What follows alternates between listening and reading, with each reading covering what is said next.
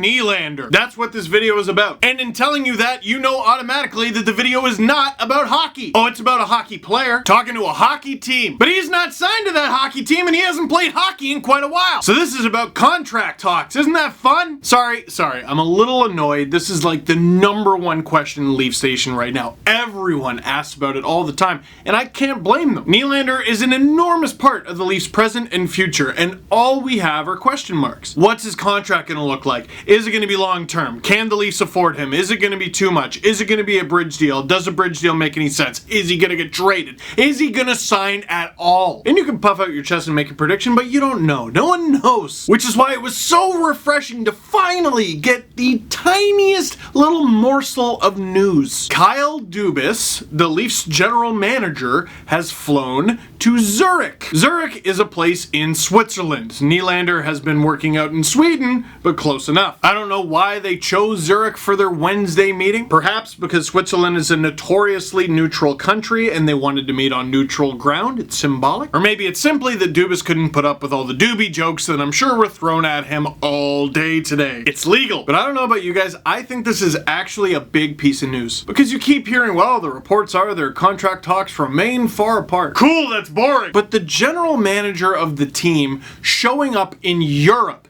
to continue talks is not nothing. By the way, here's how this all started. A Twitter user named Robert, whose location is listed as Zurich, said that he overheard Mr. William Nylander, arriving from Stockholm, is requested to contact any ground staff while at the airport. And a lot of people were like, okay, yeah, whatever. But I, along with other people, were like, I'm listening. Because this is not the first time that the Leafs' plane activities have caused a stir on Twitter. You might remember a few years ago when Jeff Viette was like, the Leafs' private plane is in Detroit right now. And within a couple hours, Mike Babcock was at a press conference in Toronto. The Toronto Sun's Lance Hornby added fuel to the fire by saying Kyle Dubas was meeting with William Nylander in Switzerland. So for any of you who are like, I'm sure there is more than one William Nylander in Stockholm, apparently there was something to that original tweet. And as always, Chris Johnston has an excellent post up on sportsnet.ca about this whole thing. And Chris, I think, cuts to the big issue here. Because we've heard that the Leafs are asking for somewhere in the neighborhood. The number starts with a 6, and Nylander is in Leon Draisaitl range asking for about 8. What we do also know is that both sides want a long-term deal. Both sides. That's important. Of course the Leafs want a long-term deal, but often in this case, a player will opt for a bridge deal. Take a little bit of money now, wait for your contract to expire, and then in a couple of years, you make your big money. Sam Reinhart took a bridge deal. Look at what PK Subban did a few years ago, taking less than 3 and then making 9. Helps that he won the North. This is why this chunk of CJ's write-up is so important, and I highly encourage you to go to sportsnet.ca to read the whole thing. He writes, Nylander is a core piece of a team that's gone from a 30th place finisher to a Stanley Cup hopeful inside 3 years. He is coming off consecutive 61-point seasons and harbors concerns he'll become a likely trade candidate after signing a new deal because of an impending cap crunch and Toronto's elite scoring depth, not to mention its need for a right-shot defenseman. It's made him less inclined to give the team anything resembling a hometown discount, since the only thing he can get back from the Leafs is a promise he won't be dealt. NHL rules dictate that Nylander can't receive any no-trade protection for the first 5 seasons of his next contract. Perhaps that's one area where Dubas can give the player more comfort while speaking to him directly. To me, that's gotta be it. Maybe the reason Nylander hasn't budged from a high ask is that a higher cap hit is harder to trade. Oh, it can be done, but it's way harder. Subban got traded, yeah, for a contract that's not even legal anymore. So I understand that logic from Willy's camp. It's not just, hey, having more money's better, it's I like Toronto, I want a high cap hit so I don't have to move. But ironically, because of the Leafs cap crunch, they're probably not going to do that. If he signs for a $6.9 million contract, that's a nice number. Yeah, that's less money and therefore more tradable. Well, why is it more tradable? Because it's better value. How do you win a Stanley Cup? By having valuable players. Nazem Kadri has been on an amazing contract for a few years now, and now Morgan Riley's starting to look like a steal as well. Those guys signed 6-year deals a few years ago, Kadri making $4.5 million, Riley making $5 million. Can they get traded tomorrow? Yes. Are they gonna get traded tomorrow? I'm skeptical. And I'm assuming Kyle Dubas is thinking roughly along those lines, and he'll probably try to tell Nylander about the same. And that conversation will be a lot easier and more comfortable to have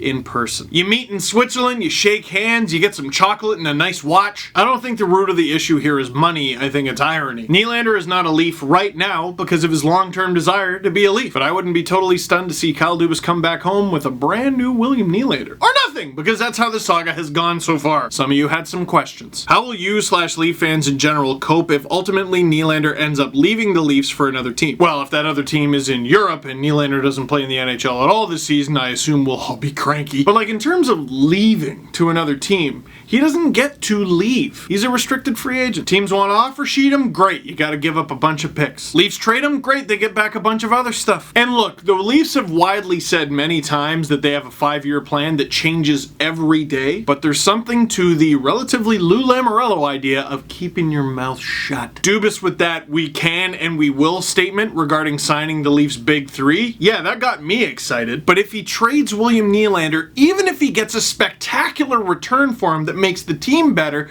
there will still be this cloud of, yeah, you said we can and we will, and you didn't. But of course, witting forgives all. Can you just end this hell and allow me to feel, okay, Mike, geez, some people are handling this a lot harder than others. Oh my god, can we go to another one? Don't make the video too long. 8 minutes is too long. Honestly, shouldn't be more than 6.5 minutes. Haha, see what you did there, Ryan. Does anyone have any real questions? Is there anything bad about the situation with Nylander? From my perspective, I think the Leafs come out on top regardless of outcome. Also, they should trade him for Gritty. I'm gonna go ahead and disagree with the last part. Carlton is lovely, how dare you. Here's what I think is bad about the situation. Because he's performed well, and that's great, people assume that Kapanen is just gonna replace Nylander and everything's great. And that all they gotta do is, just trade him for any run-of-the-mill top 4 right-handed D and they're great. And basically the fact that the Leaf season has started so well, 6-1 in their first 7 games, the idea that they don't need Nylander, which I just think is wrong. And I'm just imagining the Leafs re-signing him and then they lose their first game with him and everyone goes, see? The fact of the matter is, despite their record, the Leafs haven't looked perfect. And in fact, a lot of their advanced numbers are pretty middle of the pack. They're winning, and I guess that's all that matters at the end of the season, but it's not the end of the season, is it? They're not playing great hockey, they're playing alright hockey. Nylander could make them great. But this tweet just made me laugh. Leafs parading down Yonge Street with the cup. Don't get too excited. Their XGF per 60 was pretty middle of the pack. Hey, I'll leave you with this thought.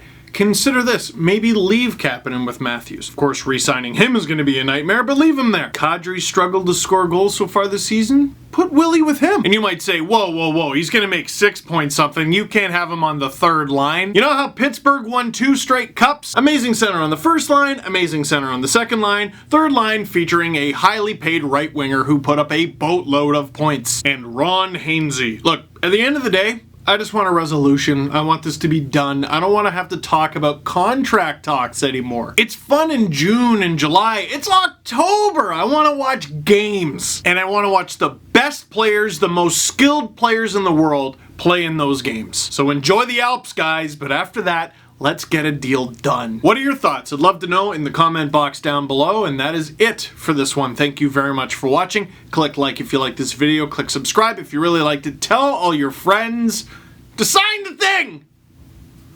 If your friend's name Will.